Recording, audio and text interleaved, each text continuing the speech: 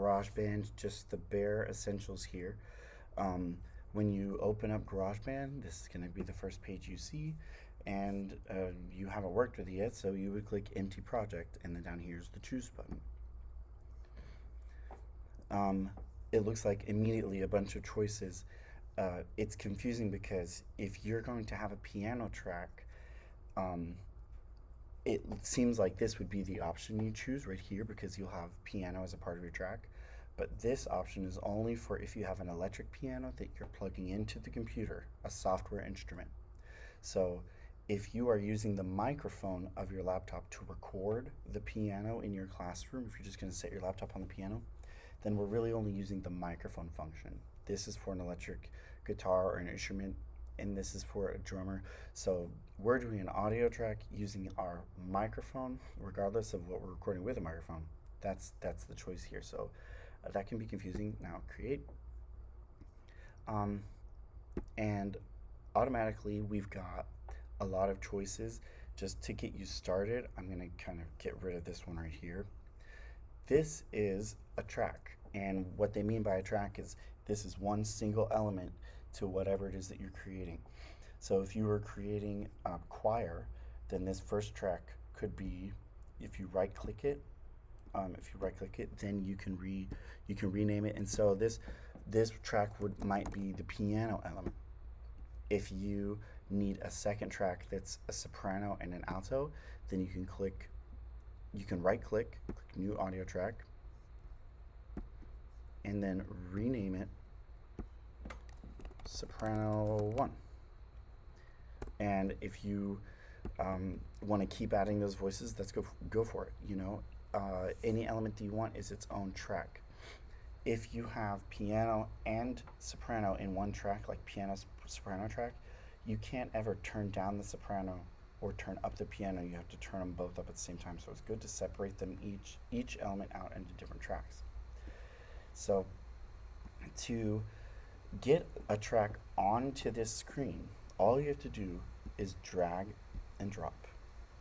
So a music file. So let's say you've got the alto practice track, or this is soprano 1, so we'll do soprano 1. So you have a soprano 1 practice track. You just click and hold this track, and then you drag it over here. And boom, it's ready to play. Okay, so that click is the metronome, and just if you hear that when you go, just click that off. So here's the track, and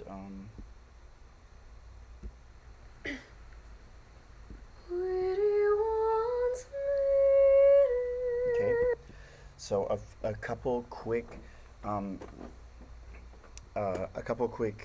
ways to maneuver this screen. If you take your fingers on your mouse pad and you move them in, it zooms out. So take your fingers from the two corners and drag them to the center, and you will zoom in. If you start your fingers in the middle of the trackpad and move them outwards, you zoom in. Okay, so zoom out, zoom in, zoom out, zoom in, using the trackpad, just sliding your fingers. If there's, see how she coughed at the beginning of this? Okay, that little cough, it's right here in the music. There it is, there's her cough, and that happens a lot. So all we do is we click the very bottom of this, we hold, and we drag until that little click is over, okay? And then it'll start right at the singing. Okay, if you like this silence before and after, you can see this up here as your cursor. Okay, you can drag that around. You can zoom in on the cough, set your cursor, and then Command T, which means trim. And if you can't remember that, you just go up here to where's the, interesting. Okay, so I can't remember where that actual, oh, there it is. Nope. So I can't remember where that actual setting is, but you Command T and what that just did was it trimmed this first thing off of it. So everything up to the cough is now its own little thing. And then you can zoom in again, Command what? T, and you can remove. So it's split after the cough, it's split before the cough. Those are all three different tracks now. There's before the cough, and after the cough. Then you just click on the cough and you can delete it. And now you'll just hear this. So to split, you Command T, and then you just click the delete button to delete what you don't want.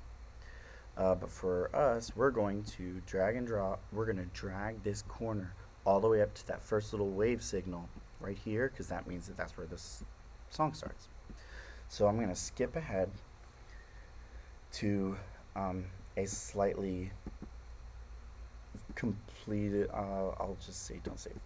So I'm going to skip ahead to, I just got the piano part in my guided singing. So sometimes when I'm doing a practice track, you can make an entire track totally devoted to you speaking through things normally you'd say in class.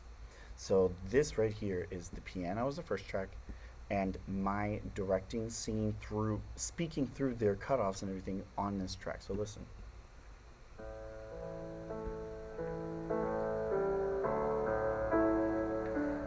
One, two, off. No breath. Okay, so to do that, if I wanted to say 1, 2, 1, 2, and off, and I want to go back at it like that, you set the cursor right to where you see the little sound waves. You click the record button. Make sure you're clicked on this track, or it'll record over the piano track. Click on this button, you click record, and it'll start recording. Okay, so I don't have my microphone in here, but you'll see this. 1, 2, off. No breath.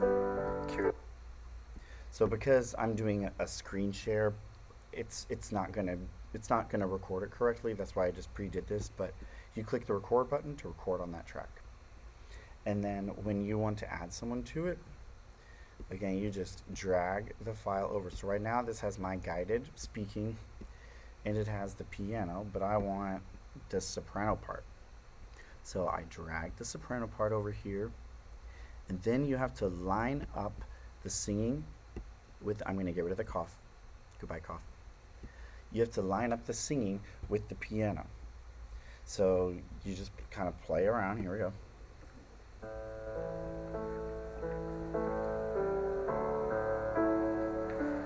One, two, off. No breath. Okay, so sometimes you'll get a kid's track, and let me see what number is the song so I can get it right back onto it. Sometimes you'll get a student's track, and they spend like 20 seconds recording silence before they actually record, so the timing of everyone's track is going to be off. So in this instance, I can start the track right here at 6, but sometimes you'll get a kid's recording, and it'll be like this. Okay, so they come in and the track, they start singing just sooner, so it's 1. So to find out how to line it up correctly, you listen to the piano only. So here's the microphone. Take off that little microphone so you can just hear the piano in the track, and then you find out where to put this cursor exactly where the sopranos enter. So here we go.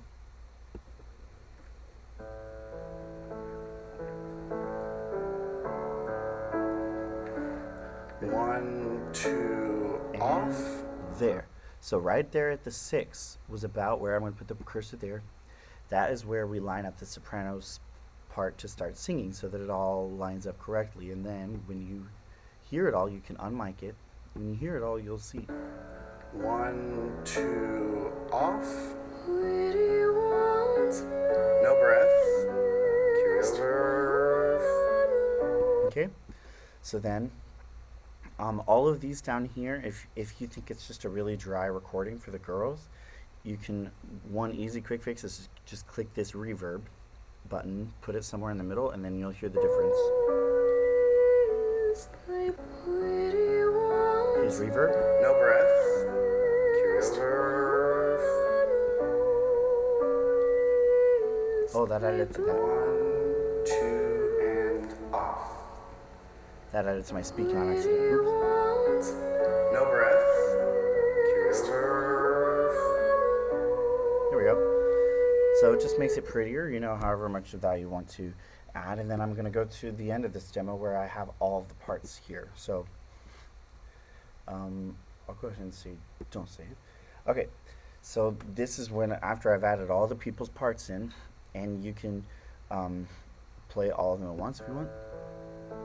A little child that weary walks is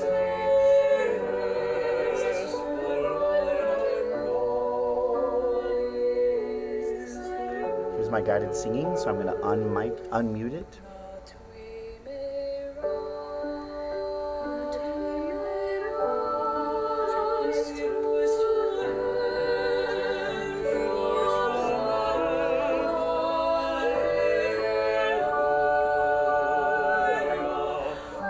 If you're not hearing enough of one voice part, you can just move that voice part up, which is the beauty of recording them separately.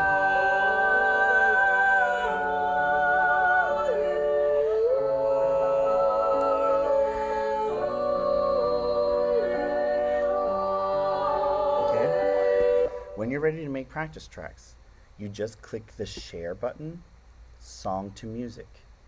Share, song to music. That's what you're doing. You're just creating music. So let's say you're just making the soprano 1 track. Right now it has everyone's all together. So if you're just making soprano 1 track, you mute everyone except for the soprano 1. Then you click share, song to music, make a title, so soprano 1, all praise, okay? And then you click share, it scans it, blah, blah, blah, and then boom, it pops up in your iTunes. Just the soprano part. And right now it's just taking a little bit. Okay, so my computer's going slow, but so it goes straight to your iTunes and then you can listen to it. So there you go.